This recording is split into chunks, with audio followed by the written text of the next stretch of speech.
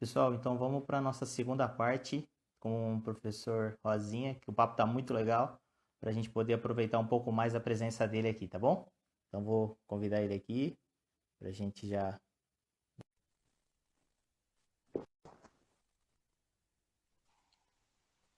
Voltamos. Papo Eu bom é assim, professor, passa rápido. tô vendo o pessoal entrar aí. Então, realmente é um prazer falar com você aí, porque passou uma hora, nem percebi. Mandar um saludo, né? Eu vi Ó, o muitas Ronaldo. pessoas entrar aí, Ronaldo, Amoroso. Se você não se incomodar, manda um alô também pro pessoal da Itália que está me vendo e que Boa. provavelmente não tá entendendo muito, né? Então, Teve um que até pediu para você falar italiano, aí o Xaló traduziu aí para ele tudo. legal. O Pelezinho que você falou, ele entrou também na live, viu? Mandou um abração para você, tava aí Muito junto legal. com a Muito gente. legal. Muito tempo que eu não vejo, né? Então aproveito para mandar un saluto a tutti i miei amici italiani che vedono questa trasmissione fantastica di questa possibilità, insomma, di parlare di calcio a 5. Beleza. O professor, vamos aproveitar duas perguntas que eles fizeram antes da gente, na hora que a Sim. gente estava terminando. O professor Teixeira, ele tinha perguntado para você como é que você enxerga o society. Se ele pode vir a contribuir de alguma maneira ou você acredita que ele pode até prejudicar de alguma forma o jogo de futsal. E também a pergunta do Batata, que ele perguntava assim para você sobre a questão participação e resultados. Como é que é feita essa analogia aí na Itália, na categorias de base? Hum. Começo dessa segunda pergunta aí da participação e resultados, né? É lógico que se nós optamos na fase da escolinha, 5, 12 anos, como eu falei, né, um processo de estar ensinando em maneira lúdica para que eles tenham cada vez mais gosto de estar fazendo a prática do futsal. Nós, muitas vezes, temos que não ser egoístas e lembrar que naquela faixa etária o atleta ainda não tem todas as informações. E pode acontecer de você perder algum jogo e Sim. não colocar, isso é uma coisa muito importante, porque muitas vezes alguns jogadores que tiveram em níveis muito altos, né, muito competitivos, traz essa adrenalina, essa competitividade para a base. Aí tem que se policiar para não exceder e estar errando, né, a fase do indivíduo. Porque se nós dermos prioridade só para a vitória na base, com certeza vamos estar trascurando alguns elementos que é importante lá na frente. Então, eu acredito que, principalmente na fase até 12 anos, tem que, às vezes, saber que qualquer partida você vai perder. Vai perder por quê? Porque, de repente, você... faz até bom, algumas vezes, isso. Porque te dá uma noção aonde que você pode trabalhar mais, aonde que você está errando e de repente vai preparar os treinamentos em cima daquilo. O meu time, por exemplo, faço um exemplo, tomei uma pressão muito forte e não consegui sair da pressão. Por quê? Porque estamos dominando a bola mal? Então vamos treinar o domínio. Ah, porque não demos o gato, como nós falamos antes. Então nós vamos tentar fazer mais jogos. Quer dizer, é importante essa visão também do treinador, né? Porque como nós falamos, se não tem um profissional competente para estar vendo isso, vai perder, vai ganhar e não vai ver nada e vai continuar errando a mesma coisa. Então, é importante isso daí. Na fase sub-15, sub-17, sub-19, é normal ter um pouquinho mais de cobrança, porque nós estamos preparando o indivíduo para chegar no principal. Então, também nós não podemos esconder deles que existe um paraíso, um mundo fantástico e que a derrota não vai chegar nunca. Aí você chega lá no principal, o jogador não está acostumado a conviver com aquela sensação. Então, Verdade. nós temos que formar o atleta a 360 graus, a nível psicológico, a nível técnico, tático, sim, mas como eu volto sempre no início, né, na base. Se uma árvore cresce com a raiz fixada bem, firme, ela depois vai dar fruto. Se em vez essa árvore cresce mal, fixada numa areia, num lugar onde não tem a base sólida, na primeira dificuldade ela cai. Verdade. Entendeu? Então esse que é o exemplo aí. E Tem outra pergunta? a questão do society, como que você enxerga essa questão do society, assim, no desenvolvimento do atleta? Eu acho assim, aí no Brasil, algumas equipes de futebol de campo, por exemplo, eu sei que o Cruzeiro faz isso, ou até o Atlético faz isso, porque tem um grande amigo meu também, participou da nossa equipe do Atlético do Minas, o Kelson. Hoje ele é treinador do Sub-12 de futebol de campo do Atlético Mineiro. E alguns times de futebol de campo, eles fazem um treinamento na semana de futebol de salão. Para quê? Para justamente aprimorar algumas coisas que naquele espaço maior de repente não é possível, a gente tem que pensar mais rápido, a gente tem que dominar a bola, de repente até a bola com um kick, né, diferente, você tem que se virar para dominar, né? Na época do Pelé, viu o filme do Pelé, ele treinava com manga. Fazer um exemplo próprio absurdo, né? Mas eu acho assim, se a gente colocar um treinamento de society, por exemplo, durante a semana eu tenho a possibilidade de fazer 3 treinamentos de futsal e um de society, acho que pode ser até uma coisa vantajosa. Mas eu acredito que é um outro esporte. O futsal é um esporte, o society é um esporte, o futebol de campo é outro ainda. Entendeu? Todos os esportes podem contribuir para alguma coisa. Se você pega, por exemplo, um jogo de alto nível do basquete, você vê quantos bloqueios existem que podem ser trazidos para o nosso esporte, por exemplo, para liberar uma situação de chute, para estar criando aquele segundo ou aquele varco que serve para colocar uma bola no segundo pau, ou alguma coisa desse tipo. Então, quer dizer, se nós abrirmos a nossa mente e saber que sempre a gente pode aprender alguma coisa com o outro, como eu falei na questão da estratégia da Espanha, da raça, né, da parte mais física que tem a Itália e da qualidade que tem o Brasil técnica, e colocar junto, nós vamos ter uma super seleção, para fazer um exemplo, né? E isso também eu acho que vale para os clubes e também para as modalidades. O Miltinho falava sempre, nós temos que ter a paciência do handball para poder estar escolhendo o momento certo da finalização. O handball, ele vê um muro na frente dele, e às vezes a bola vai de um lado para o outro, até liberar um cara para chutar, para arremessar, no caso, né? E alguns treinos, ele pegou do handball, passando para a gente ter essa paciência na manobra, porque é verdade que o nosso esporte é um esporte que algumas pessoas falam, né? Quanto mais vezes nós chutarmos no gol, mais chance nós temos de fazer gol e mais chance nós temos de ganhar. É verdade, mas tem que ser interpretado de uma maneira também. Porque se eu, em vez para chutar mais vezes possível, chuto sempre marcado e dou sempre contra-ataque, então é melhor chutar uma vez a menos, mas aquela vez saber o que está fazendo com a bola, né? Então, é mais ou menos por aí. Até aproveitando essa sua fala, professor, você, devido a esse aprendizado que você teve com o mestre Miltinho, você procura estar trazendo alguns princípios, algumas outras modalidades para dentro do futsal?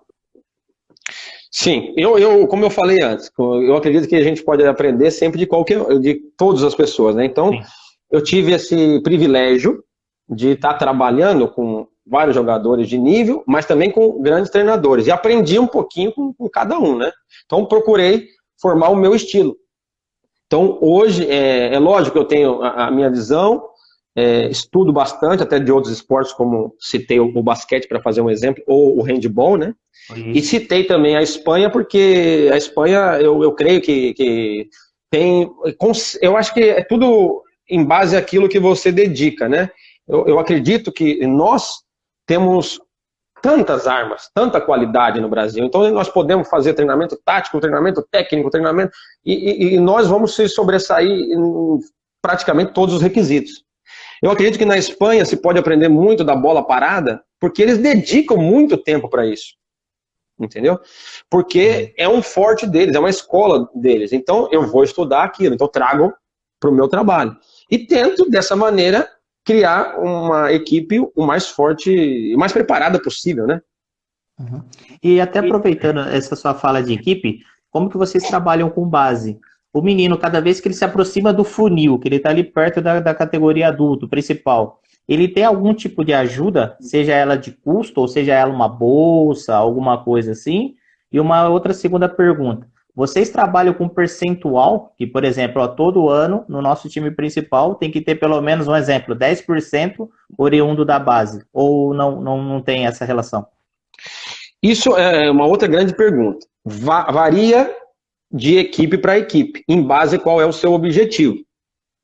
Por exemplo, o clube que eu trabalho é um clube que valoriza muito o jovem italiano, porque o presidente nasce de uma ideia aonde eu tenho que dar a possibilidade no meu território das crianças que estão na região de poder fazer um esporte sano, vou tirar das ruas, vou começar por aí. Então, não perde essa raiz. Então, tem como objetivo estar cultivando esse menino e estar levando ele o mais alto possível. Se, por exemplo, nós estamos falando de um time de Série A, hoje eu vou falar para você, tem 2 times aqui que estão acima da média, que é o Acqua Sapone e o Pesaro, por exemplo, né? Eu falei 2 times para você. Tem alguns outros times também, como o Rieti e tal, mas esses 2 investem mais. São times que têm um patrocínio muito forte e dificilmente a base vai conseguir revelar jogadores para esse time, porque eles têm um poder aquisitivo muito grande, então eles vão pegar os brasileiros, vão pegar os melhores argentinos, os melhores italianos que estão à disposição, então o espaço para aquele garoto da base fica mais difícil. Então depende muito da situação disso. Nós, como objetivo, temos esse de lançar muito mais de 10%, porque somos um time que nasce com essa raiz. Então o nosso objetivo hoje, em todas as categorias, desde a parte da escolinha, de quem tem 8, 9, 10 anos, já vem identificado alguns jogadores que vai entrando no funil, como você falou, que tem a possibilidade. E aqueles jogadores ali nós vamos tentando dar sempre uma lapidada, passando por todas as categorias. Eu tenho um grupo fantástico de jogadores do Sub-17 que agora em janeiro foi campeão de um torneio muito importante na Bélgica, jogando contra a Espanha, contra a Polônia, contra a França, porque são 10 anos que eu treino esse time Sub-17 para estar só futsal, aprendendo e melhorando. Então, nesse grupo, logicamente, tem a possibilidade de jogadores estar chegando. No Sub-19, também tem jogadores que... E aí, o que acontece? Desde o Sub-15, nós fazemos esse processo. Por exemplo, um jogador, 2, 3, que nós vemos no Sub-15 estão se destacando, nós começamos, aos poucos, a inserindo ele para treinar com a categoria sucessiva. Então ele começa, e para ele é um sonho estar treinando com os grandes. A mesma coisa fazemos com o Sub-17, que vai treinar com o Sub-19, e o Sub-19 vai treinar também com o principal. Isso acelera um pouco aquilo que a dinâmica do jogo e a intensidade dos garotos, porque aumenta o nível, né, e a concentração. Acho que esse tipo de trabalho me dá um retorno muito grande. E eles têm algum tipo de suporte, professor?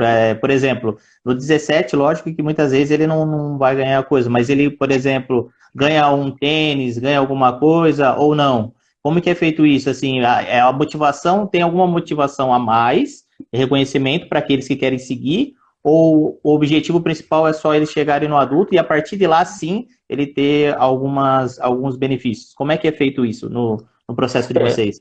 Exatamente, Alora. Depende de equipe por equipe, né? Eu sei que tem outras realidades que trabalham bem na base também. Eu falo daquilo que é a nossa realidade, tá? Da nossa realidade, do meu clube, que nós estamos aqui.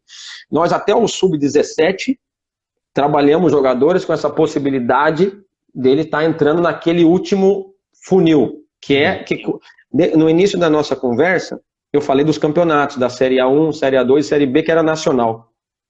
E automaticamente o campeonato Sub-19 também era a nível nacional.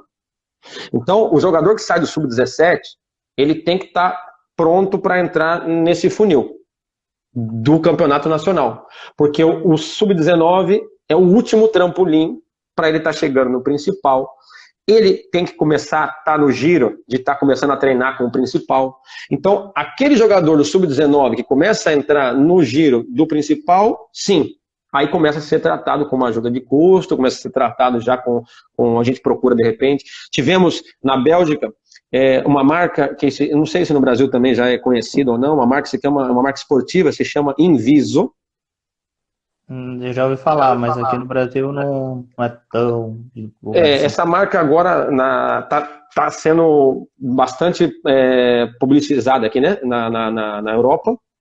E alguns jogadores do meu time que participaram desse torneio na Bélgica, porque lá nós levamos o sub-15, sub-17, sub-19, fizeram inclusive já o patrocínio de marca esportiva de ajuda como tênis, como você falou, dessa idade já aí. Porque nós nos destacamos, fizemos um ótimo torneio, com todas as categorias. Você vê o sub-15, ele saiu, chegamos em 5º lugar sem ter perdido um jogo, por exemplo, porque perdemos nos pênaltis. O sub-17 foi campeão, e o sub-19, nós somos com um time abaixo da idade de 1 ano, né? E chegamos em 5º também. Tinha o time do Palma da Espanha, que era um time que estava completamente acima da média, no outro nível. E é muito bom para a gente se confrontar também e saber que nível nós estamos, né? Para poder estar aprendendo. Por isso que é importante. Às vezes a gente acha que está bem pra caramba e de repente enfrenta outras realidades e fala, pô, tem que trabalhar muito, muito, muito mais ainda. Ou às vezes te dá respostas positivas, que é uma satisfação imensa, né? Até aproveitando essa sua fala, professor, esse intercâmbio também existe entre os treinadores? Aí na Itália vocês procuram estar se conversando, treinadores que eu falo, não só os treinadores das equipes de Série A, mas eu falo em termos de coordenação, em termos de discutir essas partes metodológicas e tudo mais. É feito algum tipo de aproximação? Olha, a federação, ela propicia alguns cursos que prevê, vamos dizer assim, a união, né, a presença de vários profissionais que naquela ocasião a gente pode trocar algumas ideias, levar algum trabalho e tudo. Eu acredito que isso daí poderia melhorar mais, porque no Brasil eu creio que existe um pouco mais disso, dessa troca de informações para o crescimento, não só do profissional, mas também do esporte, né? Aqui na Itália, eu creio que é uma coisa que pode ser melhorada, esse intercâmbio de informações. Como eu falei antes, sempre a gente pode aprender um com o outro, né? E acredito que é uma coisa que, aos poucos também, como muitas coisas melhoraram aqui, da quadra do sintético que eu falei para você que existia, né, da grama, e hoje já não existe mais, progressos foram feitos e isso é uma outra barreira que nós temos que começar a vencer também para o bem de todo mundo e para o crescimento, né, do profissional e do esporte também. Perfeito. Antes de eu fazer a próxima pergunta, mandar um abraço para o professor Morruga, que entrou aqui na live com a gente aí. Esse daí, eu joguei muito com o tênis dele, né? Anos e anos, pênalti do Morruga, pênalti Douglas. Esses tênis é aqueles que fazia gol sozinho, né, professor? Você colocava no pé, já sabia o caminho? Já sabia, aí já sabia. Se chutasse a falta de bico, era gol, Morruga, Douglão, não tinha. O professor Batata, desculpa, o professor Batata, ele pergunta para você assim: existe evasão no processo do início ao fim na base? Se a resposta for positiva, existe algum cuidado com esse público? Sim, essa é uma outra. É aquilo que eu estava falando a respeito. A nossa metodologia qual que é?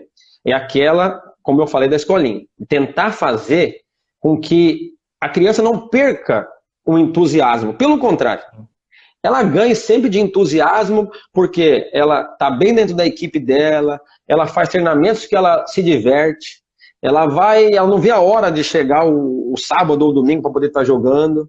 Então, a possibilidade de ter a evasão diminui. É lógico que algumas crianças têm aquele sonho de tentar o futebol de campo. Isso acontece muito aqui. Aí acontece que, às vezes, o jogador sai, vai treinar meio ano ou 1 ano futebol de campo, não se adapta e pede para voltar correndo. Por quê? Porque no futsal encontrou um ambiente sano, encontrou um clima agradável e se sentia bem. Se nós semearmos bem nessa fase, a probabilidade, mesmo que eles saiam, eles podem estar voltando, é alta. Entendeu? Então eu acho que o segredo tá ali. É lógico, o jogador foi para o futebol de campo e se deu bem, sou contente por ele, né? Porque contribuímos de alguma maneira com o nosso esporte para estar levando esse diferencial para o futebol de campo também, né? Porque o jogador, eu acredito que os jogadores técnicos de futebol de campo, Ronaldinho, Kaká, Neymar, são jogadores que têm uma técnica que levaram do futsal, né? Perfeito. Professor, e falando na parte da montagem do plantel do principal, como é que é feito esse planejamento? Porque vocês têm a base, você já explicou como é que é feito cada passo, e aí depois chegamos no principal. Aí nesse principal, de um ano para outro, vocês procuram estar trazendo alguns reforços pontuais, ou não? Vocês procuram sempre estar mantendo aquela espinha dorsal e independente do resultado, vocês acabam apostando nessa sequência de trabalho a longo prazo? Isso. Essa é uma pergunta, assim, varia muito de acordo com o objetivo. Por quê? Depende muito do patrocínio, né? Se o clube tem a disponibilidade naquela temporada de estar investindo mais alto, é lógico que ela tem a possibilidade de estar contratando alguns jogadores mais afirmados. Nós, como clube, temos essa raiz muito forte, como eu falei, porque é um projeto que nasce para estar dando a possibilidade para o jovem italiano de estar chegando no principal. Então, o nosso time é um time formado basicamente de italianos, que ano após ano vai procurar algumas contratações miradas. Aquela contratação como fazer o Messi Miltinho lá atrás que eu falei, né? Sabia colocar aqueles elementos. É lógico que se por um acaso esses elementos não são elementos que têm que ser de fundamental importância, porque você imagina, jogar com jogadores mais jovens, que estão chegando da base, precisa de estar ciente daquilo que vai de encontro. Porque por mais que o jogador tenha uma perspectiva grande de crescimento, ele ainda vai ter que passar por alguns momentos para adquirir experiência. E muitas vezes acontece algum erro no principal, por quê? Porque a dificuldade é maior. De repente ele não teve essa dificuldade desse nível no sub-19 ou no sub-17. Quando você vai chegar no principal, eu falei da minha história lá atrás, né? Nós éramos uma grande geração, com grandes jogadores, mas chegando no principal, eu fui encontrar Manuel Tobias, Vander Iacovino, Jorginho, jogadores que já estavam ali há muito e muito anos, que têm um conhecimento maior. Então a dificuldade vai ser maior. E a gente tem que estar ciente daquilo que... o objetivo, eu acredito assim, o objetivo do time, do clube, tem que ser fixado ano após ano, em base à montagem do plantel, né? Você não pode pretender ser campeão do campeonato se você não investiu para aquilo, por exemplo. É lógico que existem, quando você vai jogar, todos nós jogamos para ganhar. Essa tem que ser a mentalidade. Mas tem que ser claro o objetivo inicial, para que não se perca o foco, né? Perfeito. O professor Tchelo entrou novamente aí com a gente, o Nando Grana, mandar um abraço para eles, para todo mundo que está acompanhando. Professor, até aproveitando essa... o Nando mandou um negócio aqui para você, ó. Manda um grande abraço ao Rosinha, desculpas se em muitos momentos não soube te entender. Faço questão de ser em público esse pedido de desculpa. Boa sorte na sua carreira como treinador. O Nando mandou aqui para você, professor. O Nando, eu tive duas experiências com ele. Uma no Brasil, onde eu estava no Atlético Mineiro, e ele chegou junto com aquela nova geração, né? Hoje eu posso falar que são craques, mas naquela época era a meninada que estava subindo do Sub-19. Era o Nando, era o Leitão, o Neto, o Tostão, eles estavam subindo e nós estávamos ali no Atlético Mineiro. E eles fizeram também um percurso importante ali. E depois disso, as nossas estradas se separaram e fomos nos encontrar aqui na Itália depois de mais de 10 anos. Viemos jogar junto aqui numa equipe que está aqui perto, uma grande equipe, onde tivemos um plantel feito com o objetivo, como nós falávamos antes, de estar ganhando, né? E como acontece nas grandes equipes, quando não se consegue um determinado objetivo, aí o clube, lógico que tenta arrumar um cabo expiatório, tenta arrumar... São coisas que fazem parte do esporte, né? Mas eu respeito todo mundo, agradeço muito esse pedido de desculpa da parte dele, mas são coisas que podem acontecer no esporte. Sou contente por isso, porque ele demonstra uma maturidade, e eu posso falar para ele que Deus possa abençoar muito a vida dele e a família que eu conheci aqui, junto à mulher, a filha, todo mundo. Aproveitando essa parte, professor, como é que você procura, tá vendo essa questão da liderança? O professor já explicou que passa isso na base, que procura tá fomentando várias coisas. Mas no final do funil, os jogadores, sim, por eles já saberem da sua história, por já saberem seu histórico, tudo, eles chegam até você para pedir alguns conselhos, ou você faz o processo inverso? Você vai até eles para poder, às vezes, estar passando alguma questão. Como é que é vista essa questão de liderança na equipe principal? Se vocês procuram alguns atletas, desenvolver alguns atletas para ter esse perfil, se não tem, vocês vão buscar. Como que trabalha essa questão liderança no final do funil? Aí nós estamos saindo um pouco da parte técnica e tática, né? Estamos entrando na parte do caráter. Porque eu acho que um líder, ele tem que ter aquele algo a mais dentro. Mas a primeira coisa que ele tem que dar é o exemplo. Porque não adianta ele falar bonito, ele fazer belos discursos, e na hora do vamos ver não respeita as regras.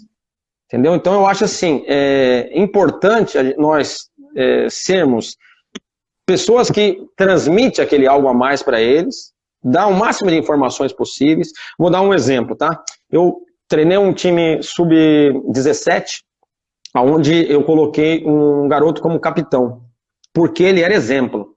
Ele chegava antes, ele ia embora depois, ele era educado, se você falasse para ele bater a cabeça na parede, ele batia. Então eu achei esse cara um exemplo, coloquei ele como capitão. Mas eu percebi que indo para o sub-19, onde era um campeonato nacional, onde eu não poderia mais ter ele como capitão, porque faltava aquela personalidade de liderança, porque o líder tem que dar exemplo, claro, é a primeira coisa. Mas não foi falado que o líder tem que ter sempre bonzinho. Não, tem que ter caráter, tem que ter personalidade.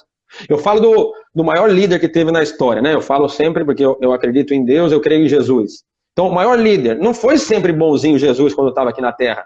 Quando precisou girar a mesa e mandar todo mundo embora porque estavam fazendo as coisas erradas, ele fez.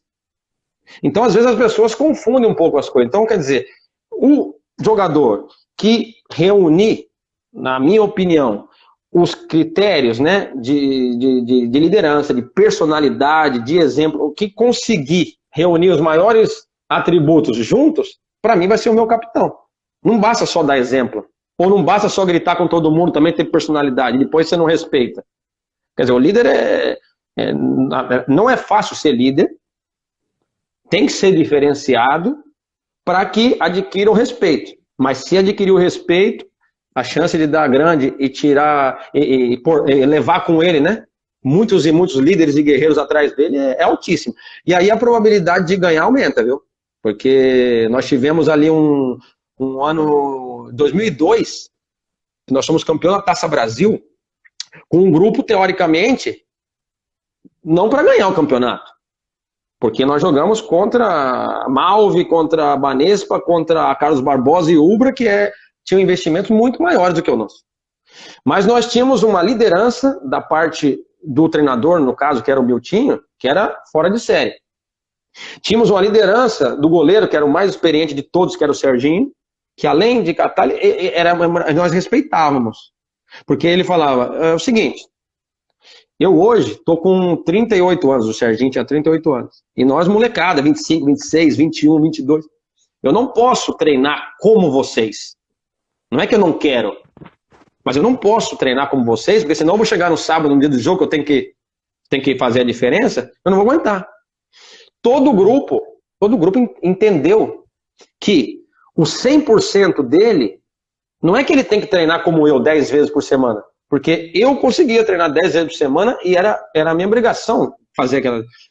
E, às vezes, o treinar dele 5 vezes por semana era o 100% dele.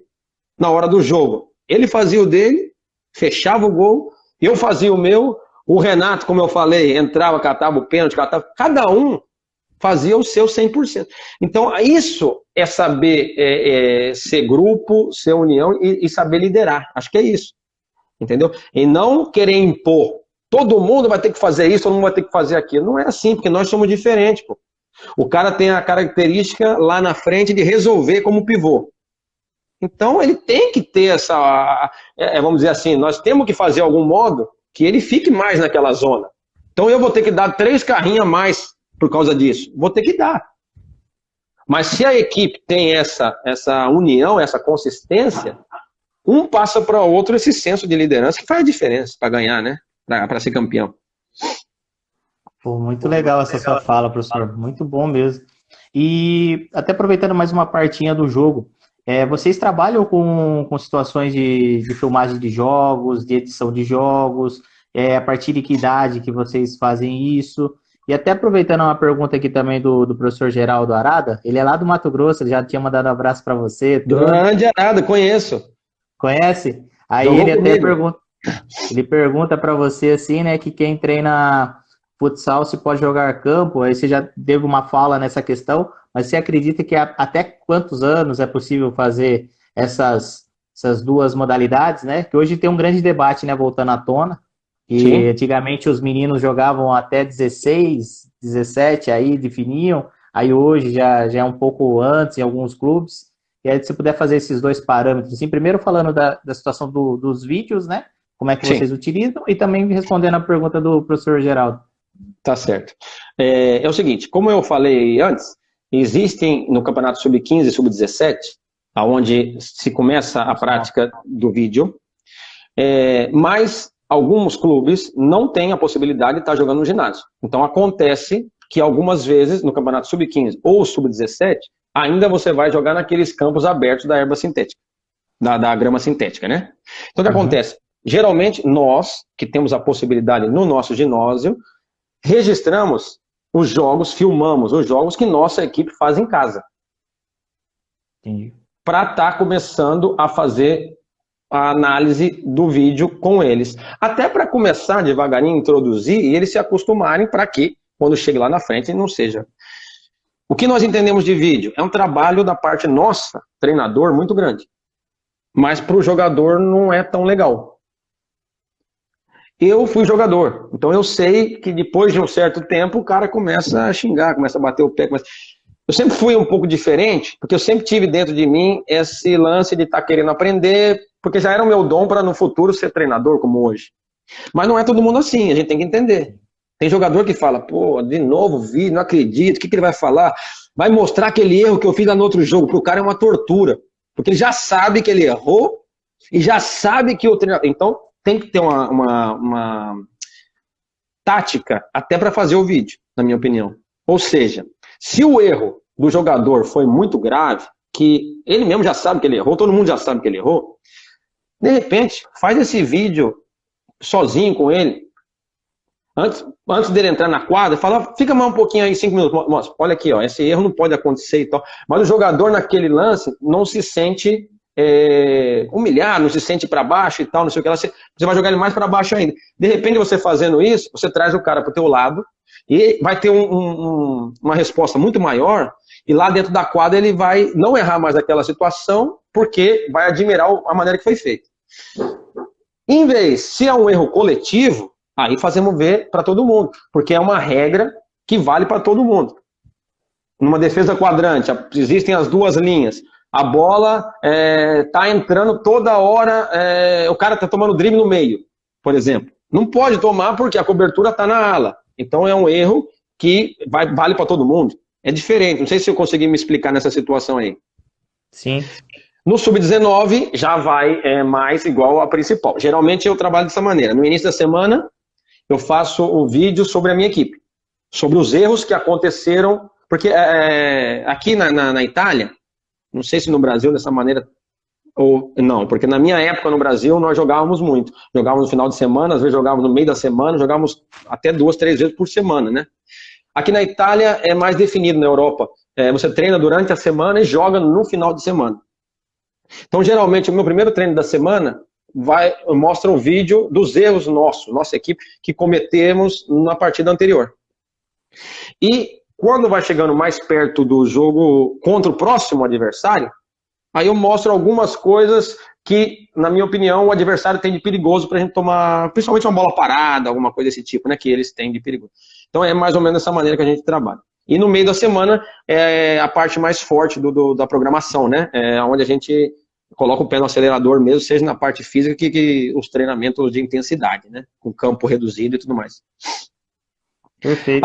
A segunda pergunta, né, isso, em relação ao futsal, futebol, isso. Eu vou dar um exemplo prático.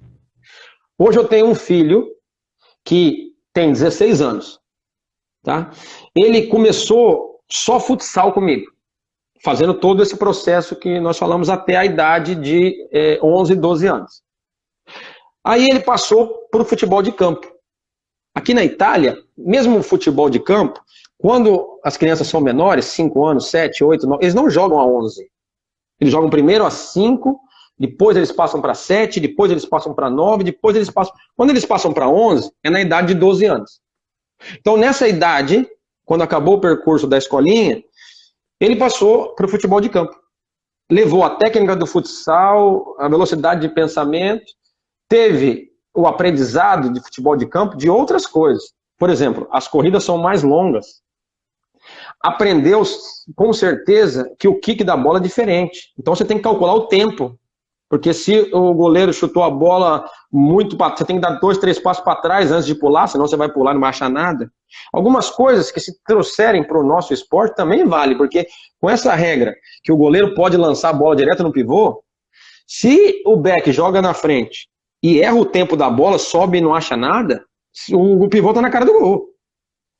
Então, são algumas coisas que muitas vezes não são tão treinadas, mas na hora do vamos ver faz a diferença.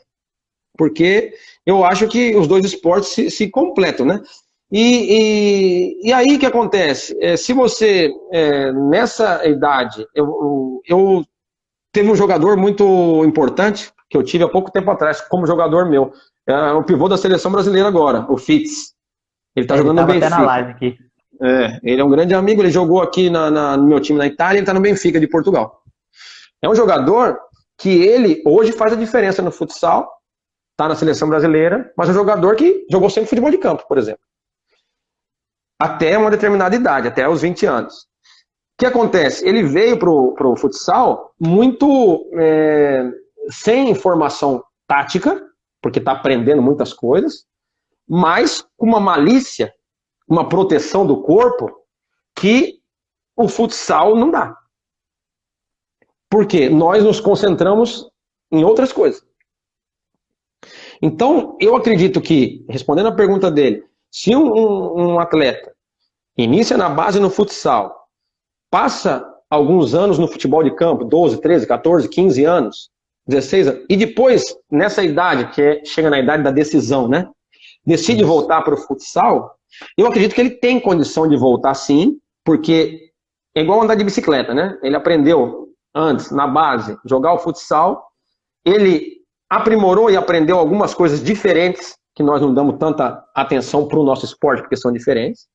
E é lógico, vai ter que aprender alguma coisa que ele perdeu nesse período de 4 anos, 5 anos de tática, mas ainda tem tempo, um garoto de 16, 17 anos, aprender a tática. Não tem tempo, de repente, aprender a coordenação motória ou aprender alguns fundamentos que tinha que ter aprendido lá atrás. Mas eu vejo como uma coisa positiva e vejo que dá certo sim. Pô, muito legal. Até o professor falou numa fala sua sobre quadrante, isso e aquilo, até me lembrou de uma pergunta. Como que se caracteriza, por exemplo, a Série A2? As equipes, elas têm algumas tendências de, por exemplo, marcar quadrante, marcar individual, marcar Y, e até mesmo a questão do ataque, se elas atacam 4-0, 3-1, ou depende muito da sociedade? Porque é possível ter essa característica já marcante? Tal time joga dessa forma porque lá eles trabalham nesse modelo. Tal time joga dessa forma porque lá eles trabalham nesse modelo. Ou não, ou todas as equipes elas tendem a acompanhar, né, esse momento nosso que é trabalhar os dois sistemas juntos, 3-1, 4-0 e variando. Como é que é feito isso aí, professor, na série que o professor disputa? Mas não só na Série A2, hein? Na Série A também, Também? Também. Vamos jogar contra o Pesaro, que é um dos melhores times da Série A hoje, tá? Falando de Série A, depois eu te falo de Série A2 também. Uhum. É um time que nós sabemos que vamos jogar contra ele, eles vão marcar a homem e eles não vão fazer troca. É um time que vai te apertar todo o campo, porque tem um plantel muito grande, então a cada 3, 4 minutos estão trocando, vão te marcar em cima e tentam fazer com que você, ao longo do jogo, se canse e eles ganhem o jogo, por exemplo. Mas isso é um treinador italiano que pensa dessa maneira. Geralmente, os treinadores espanhóis que vêm para cá gostam da zona, gostam do quadrante, mas marcam não esperando, marcam forte em cima também, com aquelas trocas da primeira linha, como falava um pouco o Dilson Júnior, né, que aprendeu com o Ferretti, mas imagina isso aí em todo o campo. Então, quer dizer, dependendo do adversário que você vai encontrar, mas isso depende muito do treinador. Você tem que ver qual o treinador que está do outro lado, porque o que acontece? Ao longo do campeonato, você começa a ter informação, porque você começa a ver os vídeos das outras equipes. Mas quando estamos no início da temporada, quando um time é novo, quando um time ainda está tomando, você não tem muita informação, porque não tem os jogos, não foi rodada aquela equipe ainda, né? Então você tem que se basear muito como é o treinador. Se você souber como trabalha aquele treinador nos anos anteriores, como é o jogador, você tem uma base de como pode enfrentar aquela equipe. Assim, eu acho importante você saber as características do adversário. Lógico, não pode menosprezar ninguém, né? Mas ao mesmo tempo, você tem que ser forte e confiante no seu sistema, no seu modo de jogar. Não acredito, nunca acreditei que é um sinal de medo ou um sinal de falta de confiança se você estudar um pouco o adversário. Por quê? Num alto nível, o seu time é bom, mas o outro também é bom. Verdade. Então, se você tem essa presunção que você é melhor que todo mundo, é ali que você, na minha experiência, me diz isso. Nós já fomos campeões com um time, teoricamente, como eu falei do Minas Tênis, não para ganhar, e já perdemos o título com um time para ganhar, porque nos achamos super superiores. Então, eu acho que não exagerar, equilíbrio na vida é sempre a coisa principal, né? Não exagerar falando do outro time, porque senão transmite para os jogadores que coisa. Mas o cara tá pensando, tá com medo, tá pensando demais neles. Mas algumas informações em relação ao adversário é importante. E até aproveitando essa questão que você falou, professor, é até uma pergunta do professor Teixeira, que eu só vou aproveitar esse tema. Como que se faz nessa questão assim de trabalhar com esses extremos? Como é que você procura, quais ferramentas que você utiliza para trabalhar esses dois tipos de sistema? Primeiro, quando que seu time não é feito para ganhar e ganha, e quando que o seu time tem tudo para ganhar e não ganha, devido a esse momento, vamos falar assim, se achar superior a tudo e a todos. Quais ferramentas você utiliza para falar, opa, peraí, não é assim que funciona. Não estamos assim não, se a gente continuar pensando assim, nós não vamos ganhar nada esse ano. Como que você trabalha essas duas questões? Não é fácil. Não é fácil, porque assim, quando você tem um time que teoricamente não é feito para ganhar, mas uniu as peças juntas, o pessoal tem comprometimento, tem suor, tem sacrifício, tem dedicação, a probabilidade de você surpreender e conseguir resultados inesperados é alta, porque o trabalho paga muito, a união, isso aí eu posso garantir ao longo da minha carreira que quando se formam grupos, teoricamente não à altura do outro, mas se fecha, você consegue diminuir muito esse gap, né, essa diferença, e luta de igual para igual, com possibilidade de ganhar. Quando você, em vez, faz um time que é para ganhar, aí você tem que tomar mais cuidado. Por quê? Entra naquele lado psicológico que você me perguntou, do caráter, porque os jogadores, se o time é feito para ganhar, são jogadores que estão acostumados a jogar todo mundo. Porque se você fez um time bom para ganhar, está todo mundo acostumado a jogar. E de repente algum joga mais e o outro menos. Aí começa mau humor. Começa às vezes um pouco de bate-boca, um pouco de inveja. Se o treinador e os próprios jogadores não são inteligentes ao ponto de entender que aquilo é o primeiro passo para pegar a estrada errada da derrota, e depois no final vai ser ruim para todo mundo. Você tem que ter esse discernimento, eu pego o time do Vasco da Gama de 2000, que fez um time galáctico, né, para ganhar tudo. E é um time que inicia onde perde 8-3 para nós no Atlético Mineiro, perde para o Flamengo, inicia-se já com 2 derrotas. Não tem condição de um time desse. Ou então, o time como nós tínhamos no Banespa, em 2003, com Manuel Tobias, Índio, Saad, Serginho, Alexandre Feller, Tostão, Leitão, quer dizer, Pio, um time fantástico, que não ganhou nada. Por quê? Por mais que tinha o treinador, que era o Miltinho, que já tinha demonstrado em outras situações que tinha o comando da situação, quem vai na quadra são os jogadores. Por mais que o treinador transmita, os jogadores têm que esposar o projeto do treinador, tem que se respeitar dentro do campo. É importante, eu dou um conselho, se o treinador tiver a possibilidade, na hora da formação, né, de montar o time, de estar tendo um pouquinho de informação também, não só técnica e tática, mas do tipo de pessoa que está levando para o time, é importante. Porque aquele jogador que está 6 meses num time, 6 meses no outro, 6 meses no outro, alguma coisa de errado tem. Pela minha experiência é assim. Então, de repente, é um craque, mas cria confusão, Então, é importante monitorar essa situação. Acredito que é importante também não exagerar. Por exemplo, tenho dinheiro para fazer um time para ganhar. Mas eu não tenho que trazer 15 jogadores para ganhar. Por quê? Porque é lógico que a função de cada jogador dentro da equipe é importante. Porque se eu trago 10 jogadores que são acostumados a ser os 10 melhores do mundo, é lógico que eu vou trazer um problema para mim. Não tem como administrar essa situação. Então isso que o Miltinho ensinou bastante. E lá atrás eu te falei, no ano de 1995. Ele trouxe jogadores fantásticos para cada posição, que se encaixava com o estilo de jogo dele, mas jogadores que eram homens, ele conhecia o caráter, ele conhecia a situação. E depois é lógico, meu amigo, você não está jogando, não adianta você ficar com a cara amarrada. Rala um pouco mais, treina um pouco mais, que você vai ver que eu sou imparcial. Se você merecer, você joga. Se você não merecer, não joga.